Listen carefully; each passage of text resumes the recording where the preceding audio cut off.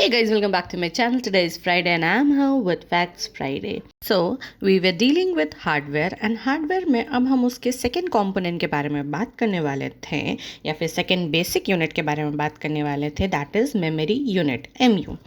So, the memory unit stores all instructions and data for the CPU. It is an important part of the computer system, storage device of the system, memory इसको बोलते हैं. अब memory unit receive करता है data को, उसको store करके रखता है एंड जब ज़रूरत पड़े तो उसे कंट्रोल यूनिट को डिलीवर करता है. Now there are two types of memory units. First, primary and secondary. Now, the primary memory is also known as main memory, working memory, and this is capable of sending and receiving data at a very high speed. Primary memory जो होता है वो temporary memory होता है, मतलब कि जैसे ही हम लोग कंप्यूटर को स्विच ऑफ करेंगे जो डेटा है वो प्राइमरी मेमोरी से इरेज हो जाता है एंड इसीलिए इसको वॉलेटाइल मेमोरी भी बोलते हैं. जो एग्जाम्पल है इसका दैट इज़ RAM, RAM.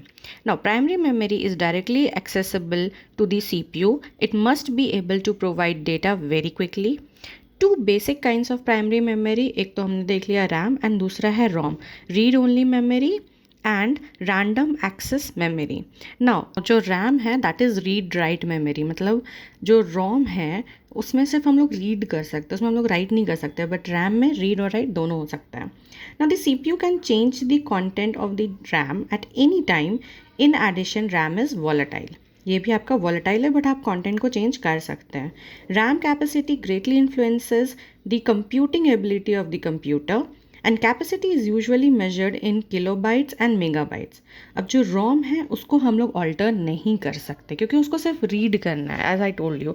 ना रोम में जो इन्फॉर्मेशन है वो उसके मैन्युफैक्चरिंग के टाइम पे ही स्टोर कर दी जाती है, तो इतने पहले से एक ऐसा इन्फॉर्मेशन स्टोर है जिसमें हम लोग कोई ऑल्टरेशन नहीं कर सकते, तो वो इम्पॉर्टेंट ही होगा. तो कैसा इन्फॉर्मेशन होता है, those might be in the form of crucial instruction that governs the working of the computer. Now ROM is a non volatile and retains its information even after the power is turned off.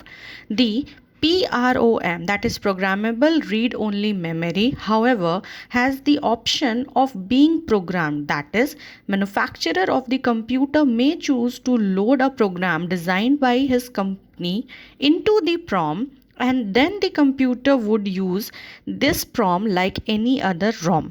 मतलब computer का जो manufacturer है वो इस prom में कोई programme design को upload कर सकता है, डाल सकता है एंड वो फिर कंप्यूटर के अंदर रोम की तरह काम करेगा.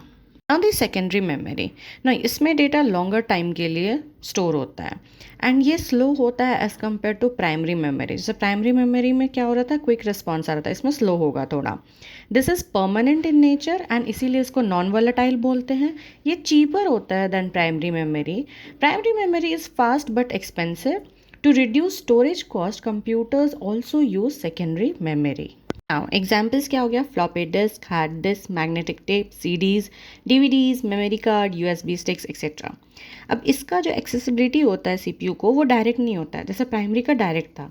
इसमें क्या होता है, इसमें इंफॉर्मेशन पहले सेकेंडरी से प्राइमरी जाता है एंड देन प्राइमरी से CPU जाता है.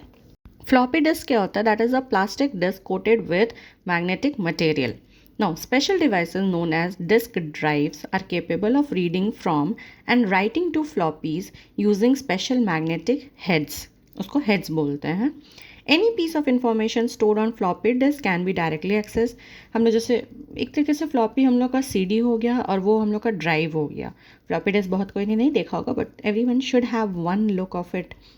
तो उसी में उसमें हम लोग इन्फॉर्मेशन डाल भी सकते हैं, उसमें से निकाल भी सकते हैं. जैसे हम लोग मान लो मूवी स्टोर रहे हैं, हम लोग मूवी देख भी रहे हैं, अपलोड भी कर रहे हैं, तो दैट इज़ द थिंग और उसको आराम से हम लोग एक्सेस कर सकते हैं. Now the magnetic tapes are long plastic tapes coated with magnetic material.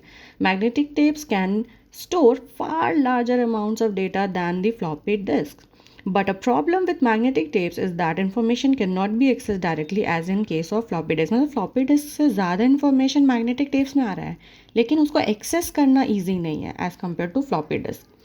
अब तीसरा क्या था तुम्हारा, that are fixed और hard disks. Now these are similar to floppy disk.